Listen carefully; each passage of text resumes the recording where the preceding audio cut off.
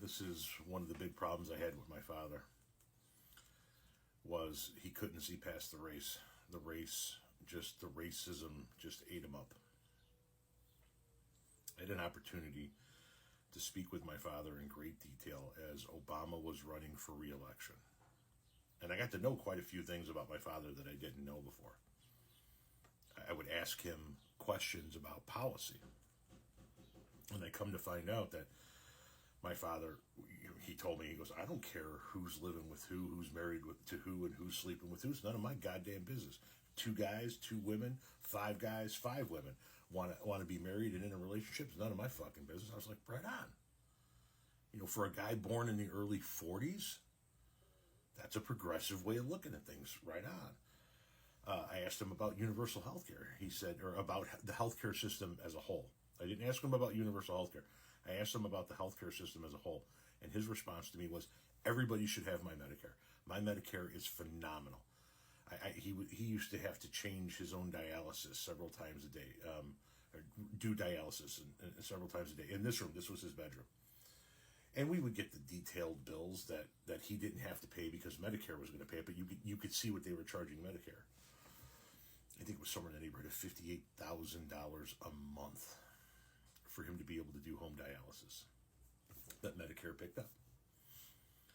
And he was just adamant that everybody in the country should be able to just go to the doctor and get taken care of whenever they needed to get taken care of.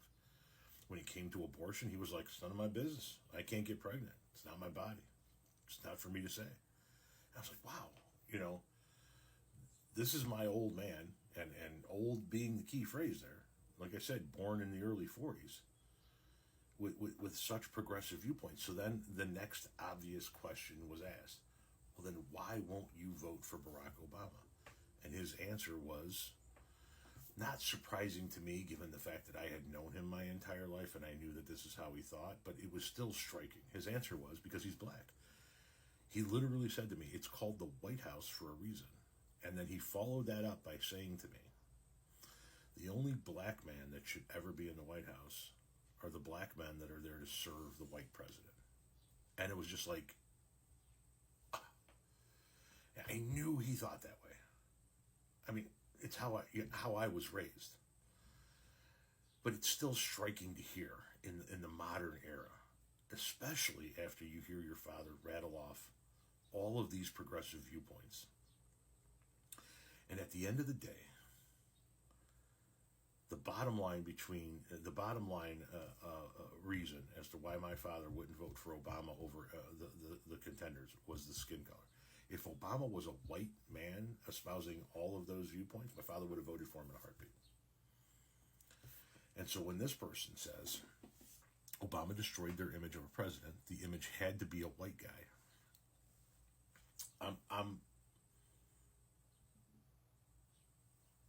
I'm somebody that lived that experience personally.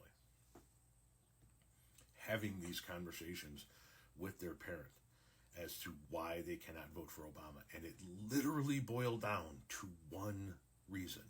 He's black. Yeah, I agree with all of his policies. Yeah, I agree with all of it across the board. Can't do it. He's black. It really fucked him up. I'm not just talking about my father. I'm talking about the people who hold those kind of viewpoints. It really fucked them up.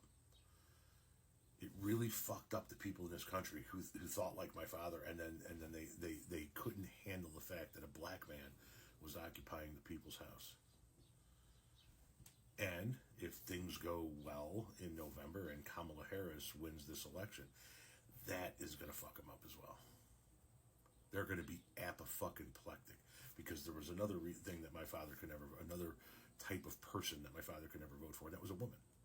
He could never vote for a woman.